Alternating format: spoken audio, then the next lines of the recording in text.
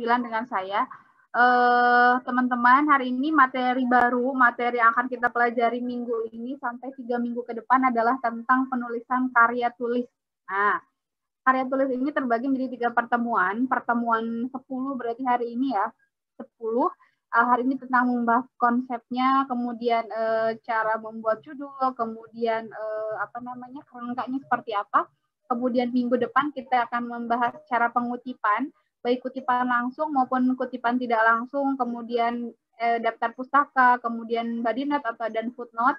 Kemudian yang terakhir, minggu ke-12, itu kita akan bahas bahasa yang digunakan dalam karya tulis ilmiah. Nah, saya dengar teman-teman juga sedang menulis ini ya, menulis proposal TTA ya? Iya, benar, Bu. Iya atau tidak? Betul. Iya, benar. Nah, itu juga boleh ditanyakan. Kemarin juga kan ada beberapa mahasiswa dari PKN juga bertanya tentang penulisannya. Apakah ini harus menggunakan titik atau tidak, atau kemudian misalnya beberapa penulisan daftar pustaka. Nah, itu juga harus diperhatikan. Nah, materi hari ini sebenarnya bisa dibaca karena masih teori, tapi materi hari ini berarti sampai sebelum kutipan ya. Jadi kutipan langsung dan kutipan tidak langsung itu adalah materi selanjutnya. Jadi pembahasan tentang kutipan, cara penulisan, body note, footnote, kalau misalnya kita mengutip dari sumber pertama seperti apa, kalau mengutip dari sumber kedua itu juga seperti apa, termasuk pengutipan dari majalah, jurnal, itu juga akan kita pelajari minggu depan. Jadi hari ini tentang konsepnya, tadi sudah saya sampaikan di grup. Apakah ada pertanyaan? Jadi kita mulai bahas dari pertanyaan saja. Kira-kira apa sih permasalahan-permasalahan yang kalian hadapi di penulisan KTTA ini, kemudian kesulitannya seperti apa, yang membuat kalian bingung itu apa saja, coba silakan. Kita mulai pertanyaan, nanti kita bahas materinya. Izin bertanya terkait materinya, Bu. Ya, silakan Agung. Ini di bagian norma penulisan karya tulis ilmiah. Itu ada penyebutan kata ganti orang dalam teks tidak dibenarkan dan hendaknya diganti dengan kalimat pasif. Itu maksudnya bagaimana ya? Udah, saya langsung jawab aja ya. Jadi untuk di dalam karya tulis ilmiah itu kan kata ganti ya, saya, aku, kemudian penulis sebenarnya itu bisa digantikan menggunakan kata penulis, saudara itu juga dihilangkan di dalam karya tulis ilmiah. Kenapa? Karena ragam karya tulis ilmiah itu kan tidak ada kedekatan antara si pembaca dengan si penulis kan. Maksudnya bahasanya itu menggunakan istilah teknis, sampai penggunaan kata ganti juga tidak dibenarkan. Nah, baiknya menggunakan kata pasif, misalnya harusnya awalnya kalimat itu misalnya penulis ingin membuat penelitian yang berjudul tentang, kan ada subjektif si penulis, nggak boleh misalnya kalau enggak misalnya gini, penelitian ini penulis menulis penelitian ini bla bla bla, atau diganti menjadi pasif, penelitian ini ditulis untuk memenuhi syarat kelulusan di PKN STAN gitu. Jadi penggunaan subjeknya itu dihilangkan, kata ganti atau subjeknya. Sebenarnya penggunaan penulis juga masih dibolehkan, tapi jika kata-kata penulis tersebut boleh diganti, bisa dipasifkan, maka pasifkanlah. Contohnya seperti tadi, misalnya penulis bertujuan, atau penelitian ini penulis tulis dengan tujuan, langsung saja misalnya penelitian ini ditulis, kan maksud ditulis itu subjeknya dilesatkan.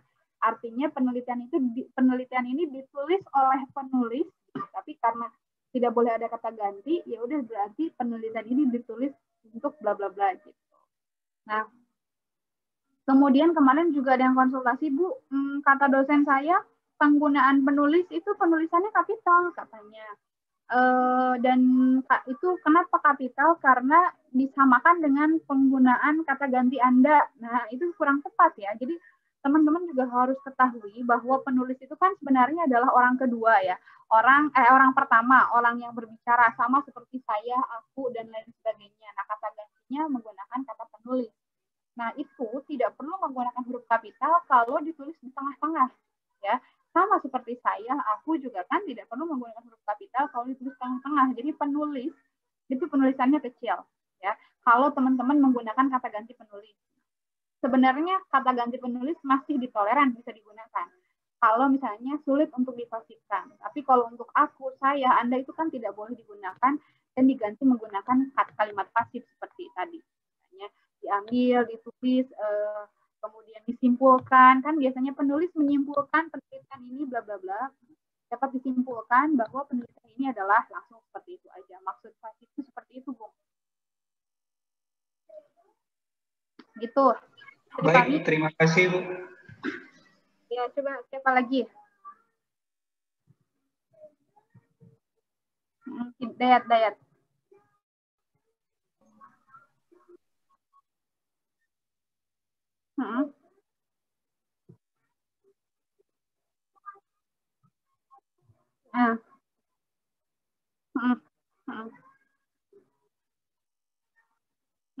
Iya, tahu itu teman saya.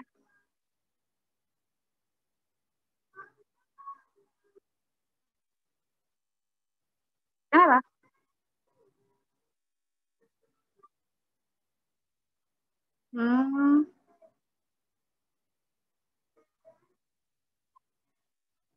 Kalau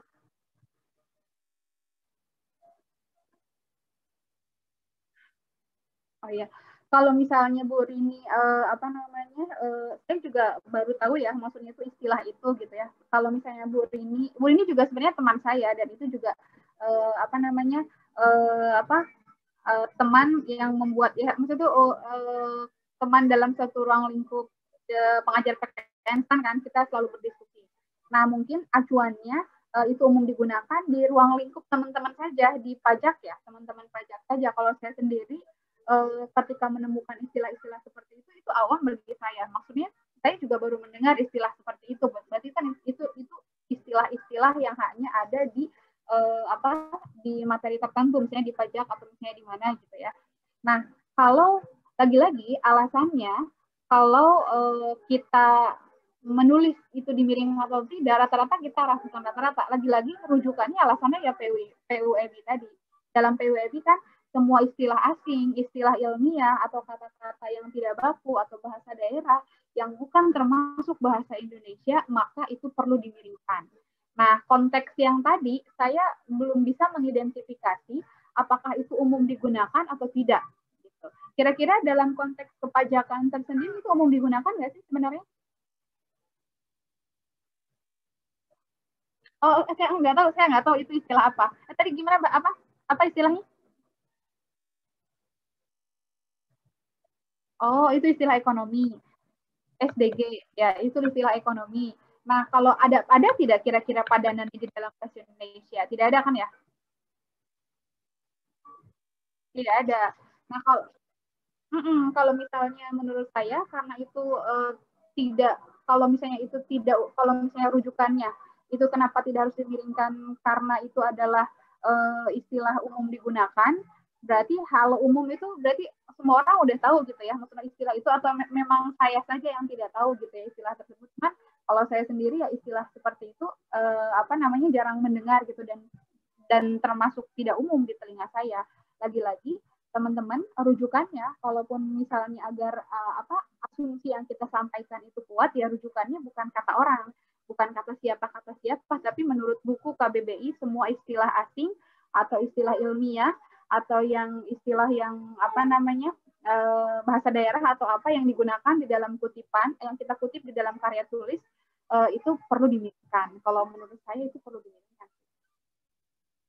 Rujukannya saya untuk menilai dia sudah umum digunakan atau tidaknya itu kan standarnya gitu, standar umum digunakan itu apa, saya belum, kalau misalnya itu saya kurang bisa menjelaskan, tapi mungkin nanti Bu Rini mempunyai alasan tertentu, nanti saya tanyakan ya ke Ibu Rini alasannya, atau siapa tahu saya yang keliru atau seperti apa, nanti kita akan diskusikan masalah itu. Tapi untuk sementara kalau daya tanya saya itu dimiringkan.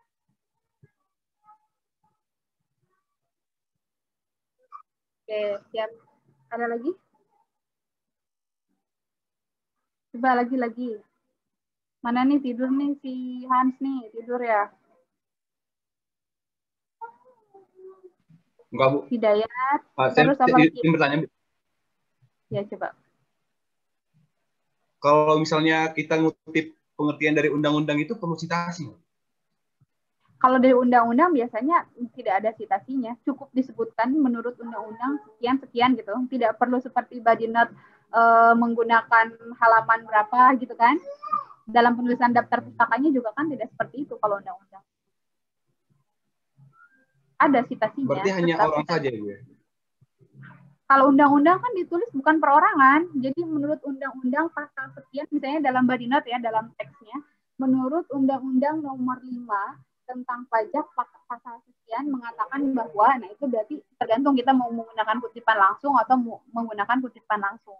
Jadi menurut si undang-undangnya, bukan penulis undang-undang kan?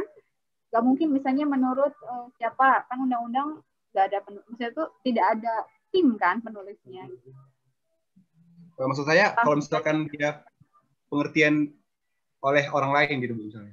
Itu yang harus Contohnya? Pengertian oleh orang lain.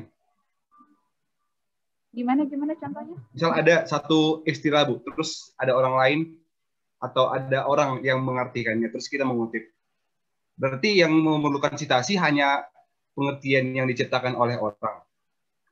Oh, jadi kita ngambil rujukan kedua. Jadi kita membaca sumbernya bukan pertama. Misalnya Hans ini akan mengutip undang-undang. Dan ternyata Hans itu tidak pegang undang-undangnya, ya. Tapi Hans itu membaca undang-undang tersebut di bukunya Rizky misalnya. Gitu ya. Iya benar. Oke. Nah, berarti itu sumber kedua. Hans membaca undang-undang dari sumber kedua. Nah, berarti dalam undang-undang nomor sekian pasal sekian. Menurut undang-undang pasal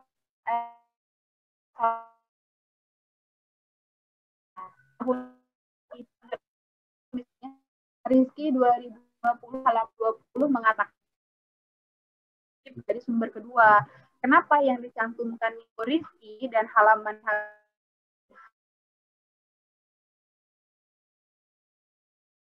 undangnya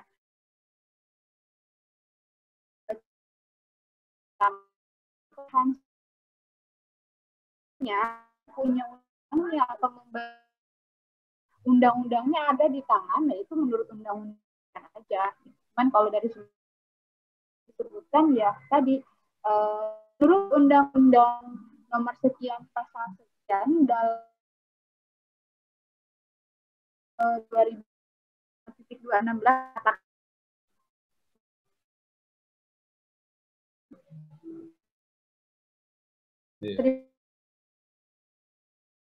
pengutipan buku juga mau membaca teorinya bukunya saya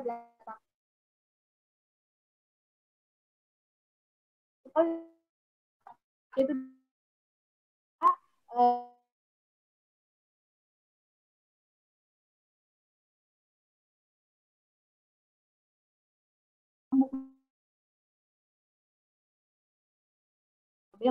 baca punya Dayat atau kata-katanya Dayat dalam cara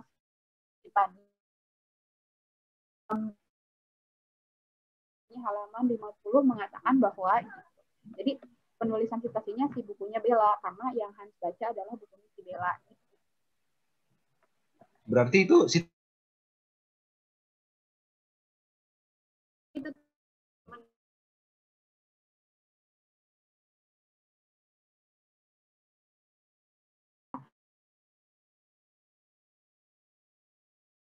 Bella karena ide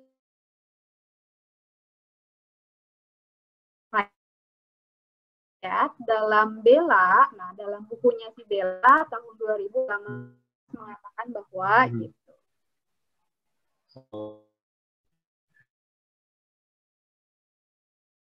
Paham saya, Bu. Oke, kita masuk nih ke sini. Ada?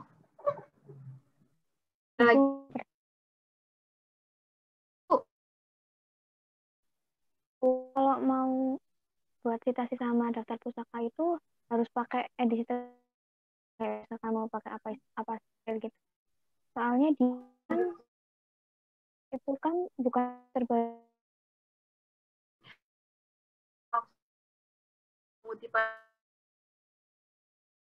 ya. Banyak ya jenis itu ada BA, ada